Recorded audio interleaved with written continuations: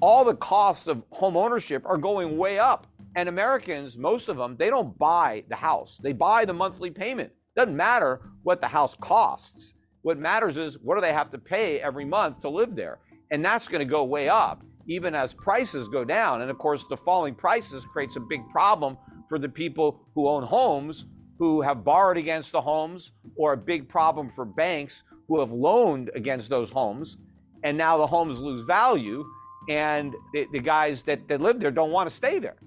And now they have to sell these homes in a market where mortgage rates are way up, and so people can't afford to buy them. So it's a real disaster that's coming in housing, but it's not going to reduce inflation. Inflation is going to go up even as the economy goes down. So, the Fed has put us into a box, and there is no way out.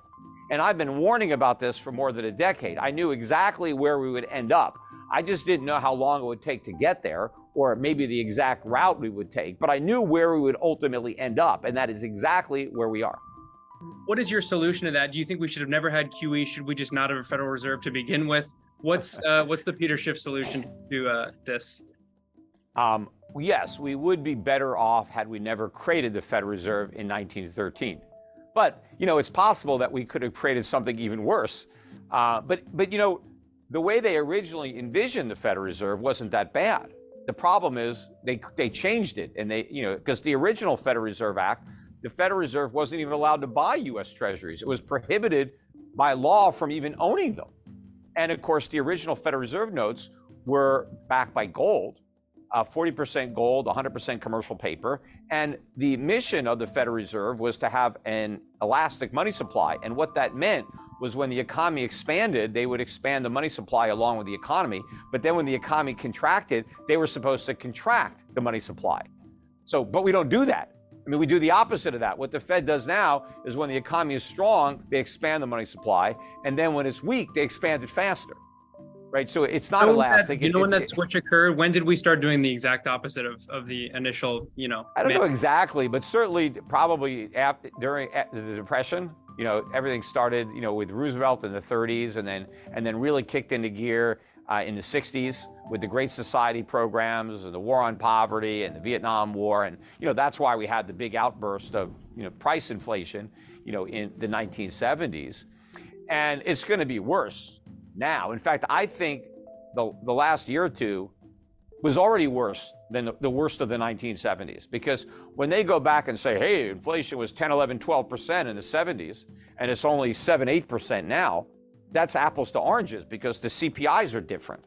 If you took the 1970 CPI and you used it to calculate the CPI today, you had the same metrics, we would have had 15 to 20% inflation last couple of years, much higher. Or if you took our CPI and brought it back and redid the 70s numbers using the CPI of today, they would have had inflation maybe no higher than 6, 7%, something like that. So we're already worse, but we're just getting started. And you remember, the way they were able to bring that inflation to an end was Paul Volcker in 1980, who allowed real interest rates to get to a positive 6 or 7%. The highest inflation got was 1981 at 13.5 by CPI, and we had interest rates at 20. We're nowhere near there. We're still got interest rates half the inflation rate. And where's the cuts to government spending? You're not going to rein in inflation without getting to the source of inflation, which is government deficit spending. We just passed this omnibus Freudian slip, omnibus spending bill. That's all financed by inflation. You can't fight inflation and create inflation at the same time. So I don't see any end in sight to the inflation spiral that's only now just getting started. And that's why it's so important that people act to protect themselves, because the vast majority of people are going to get eviscerated by what really amounts to a tax. This is how the government is paying for all the programs, all the spending. We're not getting anything for free from government. Everything government gives you costs money.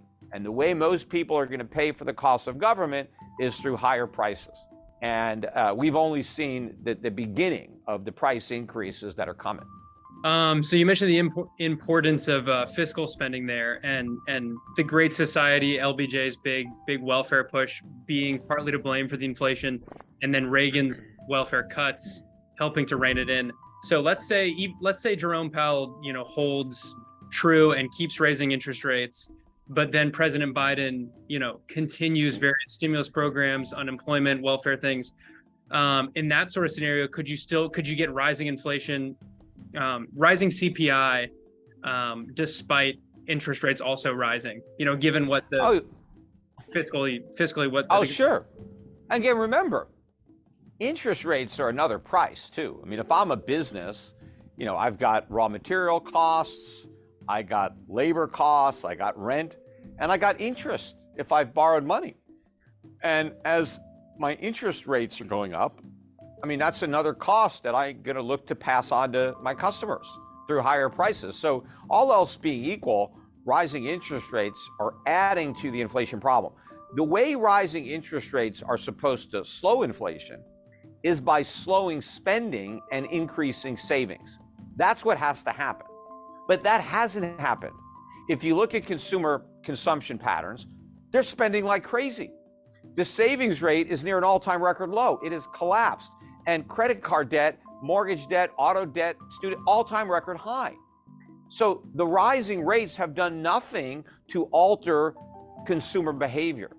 And so they're going to do nothing to bring down inflation. The only thing that's happened is we've had a pullback in commodity prices, oil prices, other things that moved up the most, the quickest, they've pulled back. And so that's creating some hope that maybe we've seen the worst of the inflation and now it's coming back down. But no, those prices are going to consolidate and hit new highs, probably even this year. And the other thing that's causing some hope is that real estate prices are finally coming down. But that doesn't matter, right? Real estate prices are not even part of the CPI. What's part of the CPI? Owner's equivalent rent. So, and that still has a long way to go up.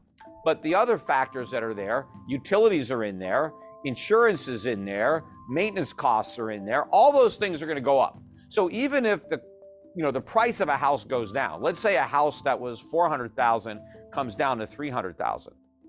It's actually going to be more expensive to buy the $300,000 house than it was to buy a $400,000 house a couple of years ago, because the mortgage rate is much higher, your insurance cost is much higher, your maintenance, your property tax. I mean, all the costs of home ownership are going way up.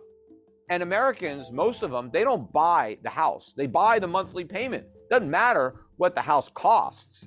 What matters is what do they have to pay every month to live there? And that's going to go way up, even as prices go down. And of course, the falling prices creates a big problem for the people who own homes, who have borrowed against the homes, or a big problem for banks who have loaned against those homes. And now the homes lose value.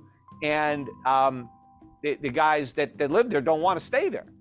And now they have to sell these homes in a market where mortgage rates are way up. And so people can't afford to buy them. So it's a real disaster that's coming in housing, but it's not going to reduce inflation. Inflation is going to go up even as the economy goes down.